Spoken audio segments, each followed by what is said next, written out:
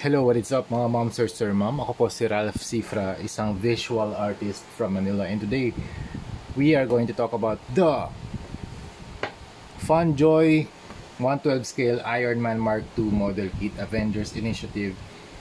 Thank you very much Laruanan for this very cool model kit. Thank you talaga. 750 pesos only kung gusto nyo umorder ng Mark III. We have Mark III right here.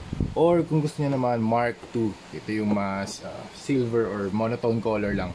Try natin buksan. So sa box muna, super ganda ng box. It's a rainbow hologram color. Yung mata niya naka cut out. So parang nag-illuminate yung eyes niya. Also itong repulsor hand and this arc reactor. Super cool box. Marvel Studios Infinity Saga. FunJoy logo. I think this is the FunJoy logo. Tapos Ironman Mark II model kit Avengers Initiative. And then you have the sticker of Disney right here na nagsisignify na itong product na ito ay authentic, official, original. Hindi siya bootleg, hindi siya KO, hindi siya fake. Okay, sa side naman, here's a shot of the action or the model kit. Tapos dito naman yung mga parts niya. Angas ng design din ito. Ang ganda ng box talaga. Holographic siya, rainbow holographic. Tapos pwedeng ma-move yung flaps. You have the inner chest, you have the effect parts. Tapos yung meron pa siyang stand. Okay, yung stand niya napapagdikit-dikit eh. Kung meron ka ng 7, so you can assemble them na parang lumilipad sila together. Okay, tara buksan natin yung box from below. You have the manual.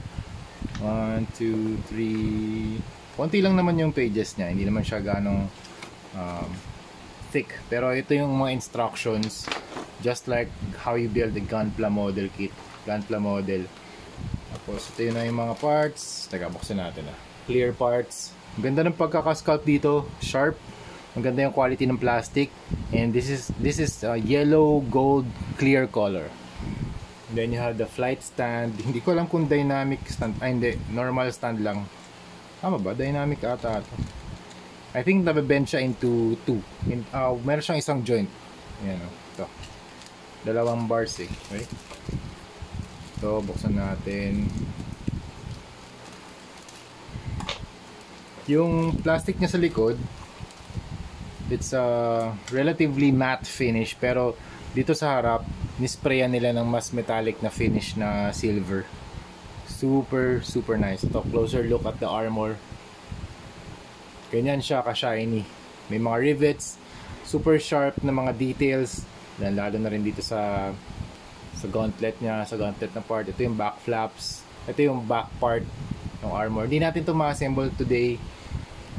We need more time to do the assembly. Pero pinapakita ko lang sa inyo kung ano yung parts na included dito sa dalawa yung niya, dalawa yung chest part niya. Okay, nice. Angas Arc reactor din to.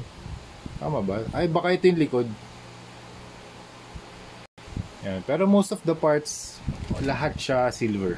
Wala naman din color si Mark II, kundi silver lang talaga. Pero maganda yung quality of plastic. Also, pag nabuo natin to, 6 inches yung height ng action figure natin. Okay, so yan, babalik ko na muna sa box, pipicturean ko, and again, thank you to Laruanan for providing this action figure or model kit rather, for unboxing, review, and customization. Okay, kung gusto niyo umorder ng Mark III, we have Mark III and Mark II.